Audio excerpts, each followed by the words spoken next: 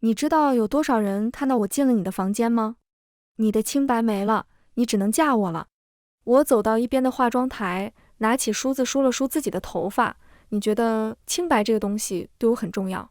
那人愣了一下，身为女子，自然是重要的，不然你可以看看，这是传出去之后，还有没有人愿意娶你。你现在能做的就是嫁给我，成全希儿和林将军。希儿说了，只要没有你这个阻碍，他们就会成亲的。我笑着将梳子扔到一边，你算什么东西？你以为除了嫁给你，我没有别的办法吗？我看着木曜一脸疑惑的表情，轻笑了一声，然后声嘶力竭喊道：来人啊，救命啊，有人要轻薄我，快来人啊。除了嫁给他，我还可以弄死他。今天是我穿越到恶毒女配身上的第3天，原文的恶毒女配实在是太小儿科了，所以我要来让他们看看什么叫做真正的恶毒。大家好，欢迎收看皮皮听书。书中的恶毒女配因为一眼看上了林将军，就到处追着人家跑。他们所谓的恶毒，也就是他一直恬不知耻的追着林将军的行为。最后人没追到，还被木曜污了清白，嫁给了木曜。但是木曜是徐熙儿的追随者，目的只是让徐熙儿能顺利嫁给林将军而已。婚后直接就是冷暴力，一次没有碰恶毒女配。恶毒女配最后结局是被木曜扔进水里活活溺死，结束了她可怜又可悲的一生。原因竟然只是林将军没有娶徐熙儿，而徐熙儿转投了他的怀抱，他要娶徐熙儿了。都说女配是因为太恶毒才有了这样的结局，我却不同意。我觉得她就是因为不够恶毒才有了那样的下场。我在其他人闯入房间之前拽散了头发，撕开了肩头的薄纱，将裙摆也弄散，然后扇了自己2巴掌，趴在地上。木曜整个人都傻了，看着我这一通自残的行为之后，才反应过来我要做什么。荒唐！令烟，你发什么疯？他冲过来想要拽我起来，我却拼命推着他，救命啊！来人啊！救命啊！门被打开了，一群人冲了进来。我哭得梨花带雨，一只手拉着肩膀的薄纱，一只手推拒着木曜。最前面进来的人是将军府的侍卫，进来之后，他们都愣住了一瞬，看清面前的情况后，冲上去就把木曜按住了。后来进来的丫鬟冲到床边，拿起被子将我包裹了起来。快去叫将军来啊！是的，我现在仗着自己的公主身份住到了将军府里。其实穿过来的第1天我就想离开了，但是那位林大将军一直没出现，我走到哪里他躲到哪里。我只是想看看把恶毒女配迷晕的人到底长什么样而已。今天这个情况，我肯定是能看到他了。林余胜进到房间看到我的时候，眼里有一丝慌乱。确实，一个公主在她家出了事儿，如果皇帝追究她的责任，她怕是要完。我掉着眼泪看着面前的人，确实有点帅，而且主要是端正，看着就一身正气。我抹了抹脸颊的眼泪，站起来扑了过去。将军，我好怕！我趴在他怀里，哭得昏天暗地。不是，林将军，我什么都没做，是他自己打自己，还扯自己衣服。木曜被按住，脸压在地上，不停为自己辩解。我把脑袋从林余胜怀里抬起来，我是疯了吗？你这个登徒子，你污我清白，我要让父皇砍了你，就算你喜欢徐熙儿，你也不能这么做啊！说完，我抬头看着林余胜，将军，我知道错了，我以后再也不会破坏你和徐熙儿了。我懂了，你不会喜欢我的，经历了这个事情，我已经明白了，如果不是我太过喜欢你，我也不会遭此横祸。说完，我像是突然意识到了什么，慌乱地从他怀里挣脱出来。我裹着被子缩成一团，抬眼间，一颗泪珠从左眼眶滑出。将军，送我回宫吧。林余胜叹了口气，我送你回去，至于你，他转头看着木曜，等着圣上定夺吧。木曜瞬间傻了眼，不是这样的，是他勾引我的，不是我要轻薄他。我在一边呜呜咽咽，全天下的人都知道我喜欢林将军，我怎么可能会喜欢你这种草包？我一定要让父皇给你赐死，我不会放过你的。木曜百口莫辩，腿上一软，本来还是撅着，现在直接吓得趴了。回宫之后，我趴在皇后怀里接着哭。看到木曜被带上来，我在皇后怀里缩成一团。母后，我不敢了，我再也不敢了，我不喜欢林将军了，我不和徐希儿抢了，这样他的人就不会来害我了。我再也不敢了，我再也不和他抢了。皇帝气得拍了桌子，荒唐！我还没听说谁敢这么欺负一朝公主的，先把木曜关起来，让徐丞相带着徐希儿进宫。等到徐希儿进宫的时候，我已经梳妆打扮好了，换了身新衣服，顶得像是猪头的脸。徐希儿看到我也吓了一跳。将军府的消息封锁住了，他应该还不知道发生了什么。我看到徐希儿之后，哭得更加伤心了。我颤抖着手指指着他：“你为什么要这么对我？你竟然怂恿木曜去害我，让他污了我的清白，让我没有资格再嫁给林将军。”徐希儿听到这话，已经跪着的身体颤了颤：“没有，我没有，不是我让他去的。”徐丞相一听这话，也跟着发抖。谋害公主可算是大罪，弄不好他今天就要交代在这里了。他拼命磕头：“皇上，这里面肯定有误会啊！希儿大门不出，二门不迈，他怎么可能怂恿木曜去害公主呢？一定是木曜自己居心不良啊，一切和希儿无关啊！”徐希儿浑身颤抖着跪在那里，一句话都说不出。但是他看着我的眼神却是充满了疑惑，估计他从没想过，我这样一个娇娇弱弱的女子，怎么突然变成了这样吧？如果按照我正常的性子来说，我应该是认命的嫁给木曜，将这不光彩的事情掩盖下去，而不是像现在这样，反而要大肆宣扬出去。父皇，木曜亲口说的，毁了我的清白，让我嫁不成林将军，这是我亲耳听到的。之后我很生气，我就骂了他2句，他就打我。我扑到皇帝脚边，抱着他的小腿哭泣：“父皇，我是公主啊，他看不起我，打我，要污了我的清白，他就是故意的啊，他看不上咱们皇家啊！”父皇听到这话，皇帝一拍桌子：“混账东西，他爹呢？还没来吗？”我痛哭流涕，余光瞄到殿外的身影：“父皇，徐家也看不上咱们皇家啊，你看看徐希儿，他都敢骑到我头上了。”徐丞相咣咣咣的磕头：“皇上，臣没有啊，一定是木曜自作主张，他觊觎我家希儿，又觊觎公主，他该杀啊！但是我徐家是无辜的啊！”有人从殿外进来，扑通一声跪下：“皇上，木曜做成这般荒唐事情，任凭皇上处置。”许丞相身子一僵，向身侧看去，木椒将军已经跪得直挺挺的。我弯了弯嘴角：“成了，以后这2家怕是要斗得你死我活了。”还没等皇帝说话，我拽了拽他的衣角：“父皇，既然徐丞相都这么说了，那说不定徐希儿确实是被冤枉的，一切应该都是木曜自己的主意。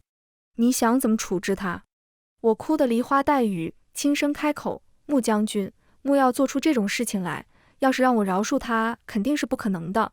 公主，木曜这次犯了大错，就算您杀了他也是应该的。”我拿出帕子擦了擦泪，他虽然犯了大错，但是我也没有残忍到要杀了他，我可以留他一条命。我将帕子在手里拧了拧：“不如就宫刑吧。”一句话出口，堂下所有人脸色都白了白。我想留他一条命，父皇。皇帝点了点头：“好，传令下去。”穆将军咬牙磕头：“谢皇上，谢公主。”抬起头后，他盯着徐丞相，满眼都是怨恨。穆将军有1儿2女，2个女儿都已经嫁人了。木曜在战场上还立过几次功，本来他想继承将军府是板上钉钉的事情，这下全完了。他太清楚，他那个脑子一根弦的儿子8成是被徐希儿给挑唆的，但是木曜确实也做了大不敬的事情，所以能留下一条命，也算是公主开恩。但是害了他儿子的徐希儿，他不会放过的。父皇，宫刑之后，就先让木曜在宫里养着吧，毕竟太医院这边比较清楚医治方法。好，我站起身来，向后退了退。木曜要是回去了，肯定把我栽赃他的事情告诉他爹，所以我自然是不会让他回去的。而且我今天留他一条命，只是做给穆将军看的，他的命我还是要收的。我看了眼在下面跪着一直没有说话的林云胜：“父皇，林将军这么轻易就让人进了我的闺房，说明他治家不严，所以也该罚的。如果他阻止了木曜进我的房间，根本不会发生这样的事情。”林云胜终于抬头看我了，只不过满眼的不信。而穆将军也看了过去：“是啊，如果林云胜阻止了，他儿子根本就不会发生这样的事情。杖责50。”林余胜一脸呆滞的被带了下去。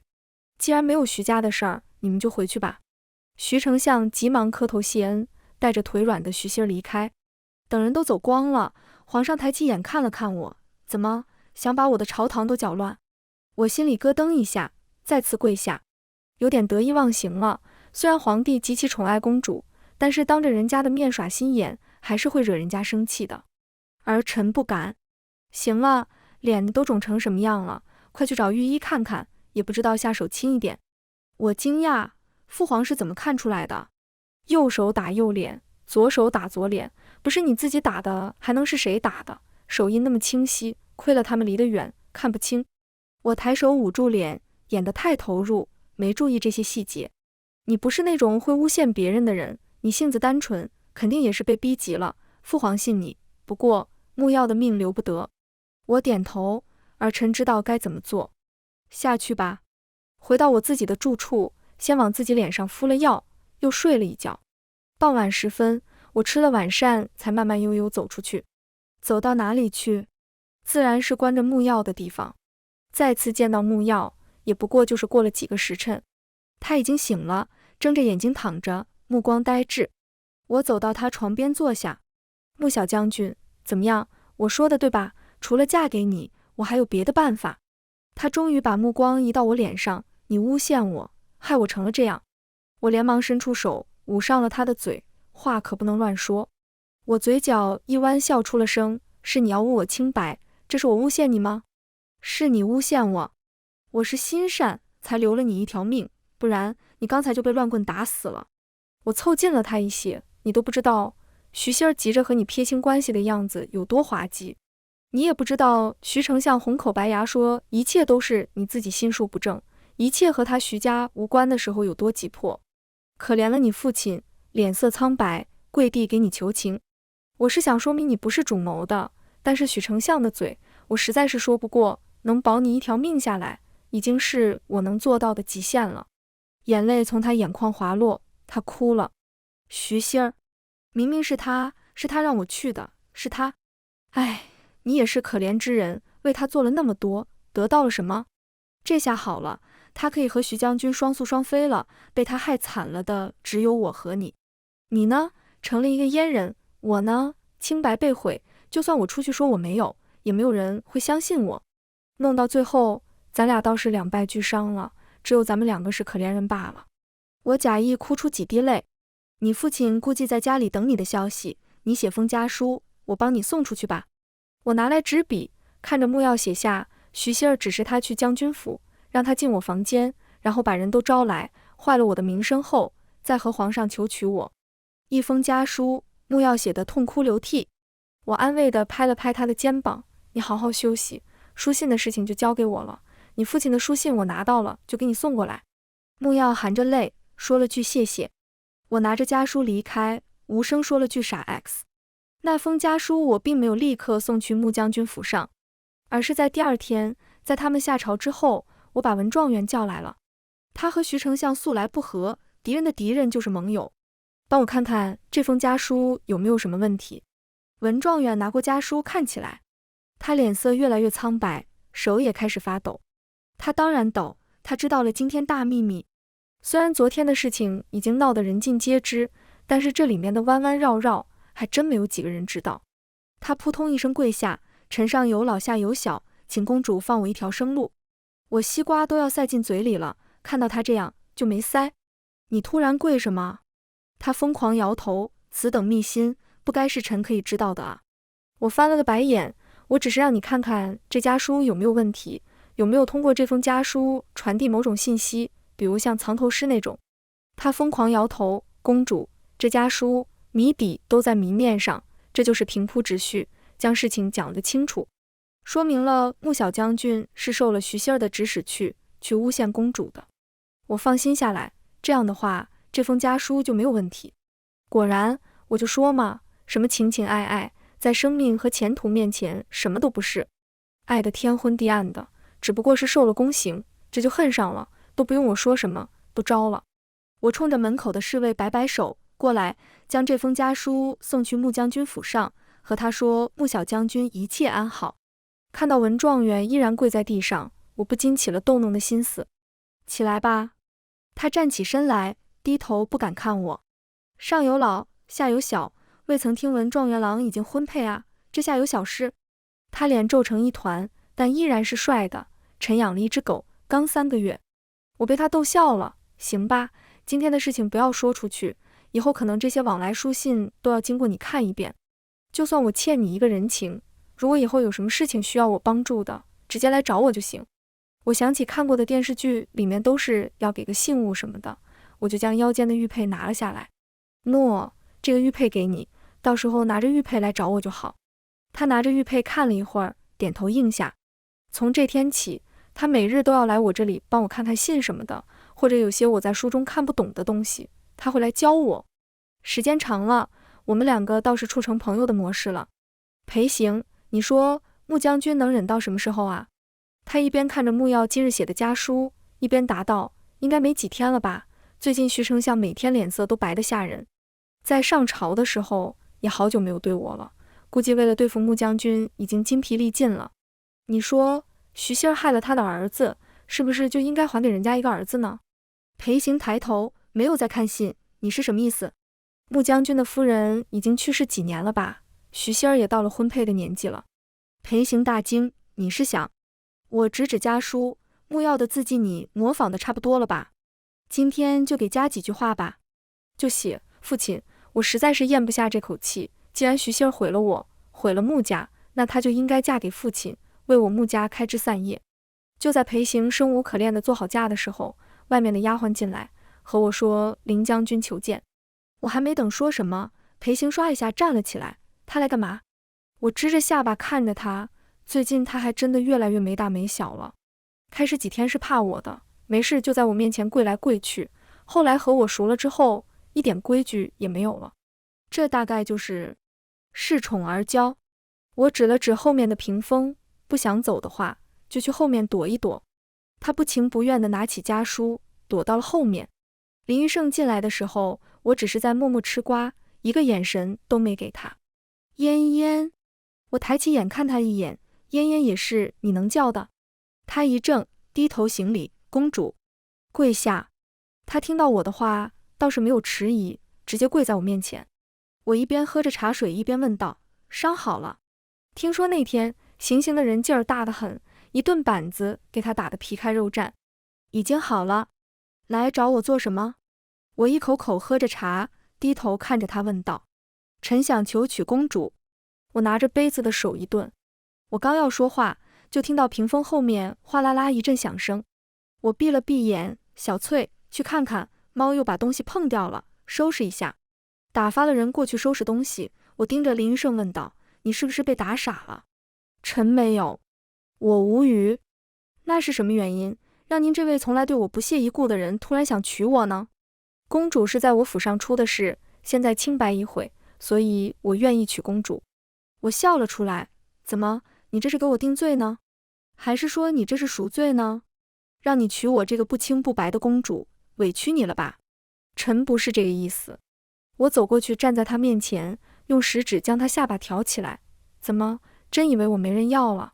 我嗤笑一声，我是公主，我爹是皇帝，我娘是皇后，我外公是大将军，你以为真的有那么多人在乎我是不是清白之身？你知不知道想靠着我往上爬的人有多少？只要我喊一声，想做我驸马的人从这里能排到邻国去，你怎么会觉得没有人来求娶我呢？但是这些人都是为了利益，没有真心对待公主的。我愣了愣，他还和我谈真心？这才几天，他就长出来真心了？你说的真心是什么意思？这段时间你不在我面前出现，我怅然若失，也让我突然看清了自己的内心。我是喜欢你的，只不过我真的不喜欢你强迫我的那些手段，所以想通之后，我来认错。我是真心想娶你的，我保证你嫁给我后，我会真心对你，绝对不会让你再受委屈。听到这里，我倒是明白了书里他为什么最后没有娶许仙了。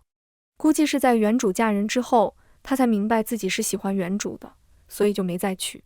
但是穆耀能随意进出他的将军府，能随意进入后院，没有他的授意，怎么可能进得去呢？他明知道穆耀要做什么，还是放他进了我的房间，这又算什么真心呢？我偷偷掐了自己后腰一把，落了2滴泪。我等你这话等了好久，但是现在一切都已经变了。之前是我做的不对，是我太喜欢你了。但是现在我已经没有资格和你在一起了，和你在一起，怕是也会污了你的名声。你现在是鼎鼎有名的大将军，不该和我这样名声狼藉的人在一起。你应该娶一位真正有才情的女子才是。他抬手拉着我的胳膊，不是的，我真心喜欢你，趁着现在还可以挽回，我不想错过了。我又掉了2滴泪，之后将他推开，已经挽回不了了，就是因为喜欢你，我才不能让你的名声因我变差。你走吧。我背过身去，用帕子擦着眼泪。我每日都会来找你，你会有回心转意的一天的。如果当初木曜得逞了，和我发生了什么，你还会像今天一样来找我吗？虽然背对着他，我依然能感觉到他的沉默。我摆了摆手，你走吧。人走之后，我随手将帕子扔到一边的地上。裴行从屏风后面走了出来，我接过他手里的假信，从头到尾看了一遍，封好之后，让人送去穆将军府里。公主，还是有人想真心待你，真心娶你的。我拄着下巴，眼睛一弯，哦，还有这样的人呢？我倒是实在想不出，这世上还有人不为了权势要娶我的。裴行脸红红的，有的。谁呀？他脸更红了一些，我想娶你。我轻笑出声，短短几天就喜欢上了？你不觉得我很可怕吗？我心眼小，锱铢必报，害过我的人，我不会放过他们，我也没什么菩萨心肠。那是他们不懂你。他看着我，眼神坚定，是他们先害的你，他们就得承担后果。哇，那你真的很懂我。我站起身来，拍拍他的肩膀，好好帮我造假，只要你一直帮我，说不定你还真有机会。裴行有机会吗？大概是没有的，因为我已经决定去和亲了。皇帝叫我去的时候，我还以为他要说穆家的事情。林医生来找朕了，和我说要娶你。啊，我回想了一下，我记得我拒绝他了。皇帝大笑出声，这才是朕的女儿，之前你对她阿谀奉承那个样子，我都不想认你了，好在你醒悟得快。不过你性子确实也变得太多了。我心里一慌，原主小家碧玉，柔柔弱弱，我确实和她太不一样了。不过现在这样子才好，有我当年的风范，也足以见得林玉胜是真的把你伤透了。皇帝笑得开心，似乎是终于出了一口气。你不想嫁，我自然不会让你嫁给他，你的夫婿你自己来选。我想了想，问道：父皇，林迟国是不是过几日就要有人过来了？哼！皇帝冷哼一声，无事献殷勤，非奸即盗。我记得书里面这个时候林迟国就是来求娶原主的，但是因为原主已经嫁给了穆曜，所以事情不了了之。似乎是他们的国师算出来原主是天命女，如果能和亲，两国就能一直交好，而且还能增强2个国家的国运。说实话，我想嫁过去。我看上的倒不是林迟国的皇帝，因为在1个月后，邻国的皇帝就会死翘翘了，只会留下一个幼子。我看上的是那个皇位，我自然是不能跟自己爹抢皇位的，而且在这里待得越久越会被发现我不是原主，所以我要尽快离开这里。而别的国家的皇位，我是可以去做一做的，就算是垂帘听政，又何尝不是一种登基呢？这边还没等我们接着说下去，那边徐丞相就求见了。我想了想，8成是穆将军开始行动了。果然，徐丞相直接进来就是一个华跪，皇上，请您一定要救救臣啊！徐丞相连哭带喊的把事情讲述完，已经哭得要昏过去。徐仙儿在一边也是哭得昏天暗地。皇上，请您一定救救我们啊！穆将军他不讲理啊，现在就要强娶我的女儿，我女儿比他女儿年纪都小啊，他不做人啊！就在他声嘶力竭地喊着要把穆将军治罪的时候，穆娇倒是也来了。皇上，这是穆曜的书信，里面详细讲述了事情的经过。穆曜是受徐仙儿指使才冒犯了公主，这里面一桩桩一件件写得很清楚。我儿被冤枉受了宫刑，他徐家就是应该赔偿我家的。我要求的也不多，让徐仙儿为我家开枝散叶，仅此而已啊！我从穆娇手中接过信件，递到皇帝手中。我看着徐仙儿惨白的脸色，嘴角微弯。看完了信件，皇帝问我，木曜呢？父皇，木曜最近身体不太好，之前恢复的没太好，落下病根，赵太医说让他好好休养才行。这些信件确实是他亲笔写的，我认得他的笔迹。说完，我扑通一下跪下，如果真如木曜所言，那臣也请父皇帮我主持公道。哦，你想我怎么主持？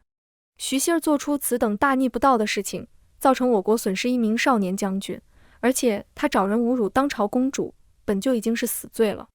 但是念在徐丞相曾经多次献策有功，倒是也可以免了徐熙儿死罪，就让她嫁给穆将军赎罪就好了，毕竟他害得穆家无后。徐熙儿已经吓傻了，看着我的目光充满了恐惧。所以看懂了吗？原主算哪门子的恶毒？我才是。徐熙儿晕过去了，许丞相呆滞了，皇帝下旨赐婚了，穆将军得偿所愿。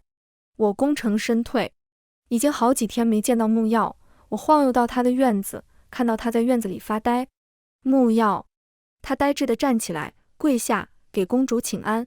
我没有让他起来，而是坐到他面前的石椅上。我是来告诉你一件大事的。穆耀抬头，什么事情？我笑着摸了摸他的头，你父亲要娶徐熙儿了，让他为穆家开枝散叶，生下一个继承人，继承将军府。穆耀本来挂在脸上的微笑消失了，然后颓然地坐在地上。如果能生个儿子，那你们穆家的香火就可以延续下去了。毕竟你也懂得，你父亲也没有办法把希望寄托于一个阉人身上，不是吗？穆耀想借酒消愁。当天夜里，我让人往穆耀院子里送了很多酒。1个时辰后，穆耀误掉进池子里，溺水身亡了。这个消息是我起床后洗漱的时候，丫鬟和我说的。应该是穆将军喝了太多的酒，又自己去了池子边上，无意间掉下去的。大半夜的，没人看到，最后还是溺死了。我摸着桌子上的那些钗，心里说不出来的舒服。当初看书的时候，看到穆耀将原主溺死在水里的时候，我真是恨不得亲自杀了他。每当原主挣扎出水面呼吸的时候，穆耀就会一脚将人踩进水里，就这样折磨了原主1炷香的时间。现在来看，回旋镖终于还是插在他自己身上，他也溺死了，也算还了原主一场因果。穆将军只伤心了几天，就开始准备和徐熙儿拜堂成亲。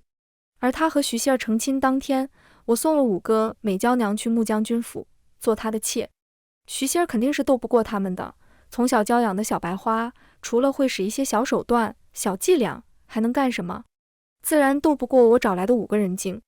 我也告诉他们，只要能让徐熙儿过不好，就有赏，随时来公主府找我领赏钱。我就是想让他的人生越来越热闹，越来越绝望。林迟国来得很快，很着急的样子。皇帝知道他们是来求娶我的时候，一身煞气。他问我的想法，我说我嫁。他大惊，林迟国那个鸟不拉屎的地方，你去做什么？他们大部分都吃不饱，除了武力非凡，没有什么好的地方。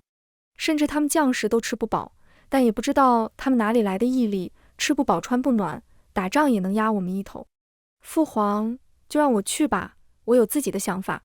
皇帝靠在一边的椅子扶手上，听说他们那个皇帝都快病死了，这次8成是要拿你冲洗，这你也去？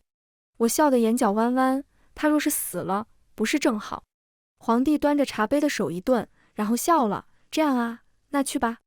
我出发去林迟国那天，裴行哭红了眼睛，我也象征性的掉了几滴泪。裴行，你我注定有缘无分，你将来找个和你相配的女子娶了吧。我捂着脸上了马车。出城的时候，林云胜拦住了马车。我掀开帘子看了看，看到是他，我刚想放下帘子，就被他制止了。公主，我没想到你被我伤得这么深，我愿意为了你终身不娶。我红了眼，没说话。将帘子放下后，拿起一边的糕点放在嘴里，暗骂了一句神经病。到林迟国那天，我成亲了，然后我见到了我那个病得每天离不开床的皇帝老公，相貌不错，就是已经瘦得有点脱相了。距离他去世只剩10天的时间了。我仔细研究了一下他的症状，8成是肺结核，但是现在这个情况想治好应该是没可能了。我不是学医的，自然也不知道该怎么治。我只记得我看过一本中医相关的小说，里面讲了肺结核需要的中药。我看到他咳成那个样子，也有点不忍心，怎么也是一条命。于是就把我脑袋里能记住的一些药材告诉了御医。反正10天后他也是个死，不如死马当活马医。估计就算救活了，他也只是吊着一条命而已。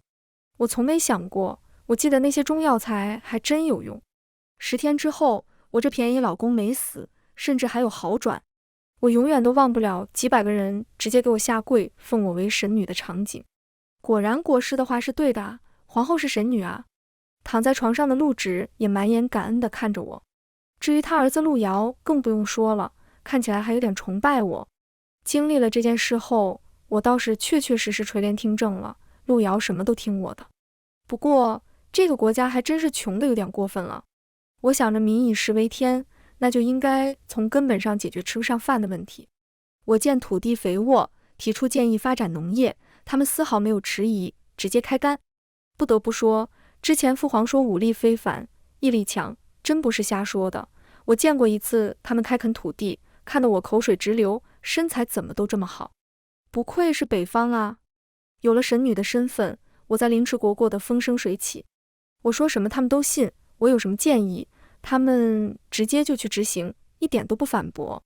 甚至他们已经忘了，我那个脱相的老公才是皇帝。又过了几个月，农作物大丰收，至少没有什么饿肚子的人了。几百人又给我跪成一片，我只能用民风淳朴来形容他们了。在这个国家当皇帝有点轻松了，我那个便宜老公已经可以下地走动了，也不咳嗽了。我稍微有了点危机感，结果他直接一个圣旨传位给我了。我那个便宜儿子拎着风筝就跑了，母皇，这皇帝给你当了，我就完去了哈。我父皇知道我在凌迟国干成皇帝之后，给我送了封信来，上面只有3个字，好样的。然而跟着这封信来的还有一个人，那人拿着玉佩递到我面前，女皇，您之前答应过我，我可以拿着玉佩和您提一个条件。我是来和亲的。我满脸黑线的看着面前的人，顺便用余光扫了扫我那便宜老公。此时他身体已经养好，据说比生病前还强壮了一些。我看着面前的玉佩，收也不是，不收也不是。我那便宜老公则是冷哼一声，转身走了。我追在后面问道，你要去哪里呀？又闹脾气。去军营找对面的林云胜打一架。你不会是生气了吧？自从他身体好了之后，听了很多我的传闻，从那以后他心情不好就会骑马去揍林云胜出一顿气。我有什么资格生气？女皇3宫6院不是很正常吗？我无语，这个杜夫。我摆了摆手，吩咐下面的人朕不和亲，送裴行回去。裴行也急了，哎，你说话不算话呢，怎么？我也急了，我撒谎也不是1次2次了，我反悔了，你能把我怎么样？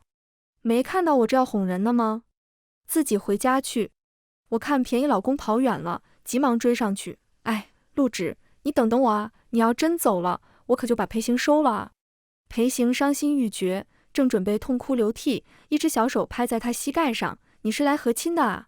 我母皇不会收你的，不然你嫁给我吧。他看着陆遥的小脸，脑子一片空白，然后他嗷的一嗓子冲了出去。陆遥挠着头问道，这姐姐怎么跑了？嫁给我不好吗？我将来能当皇帝的。其他人扶额，皇子还小，裴行又男生女相，所以认错了性别也无可厚非。据说那天裴行累趴了2匹马，以最快的速度回到了家中，再也没有提和亲的事情。全文完，皮皮听书感谢您的观看，每天上新精彩小说，喜欢就订阅吧。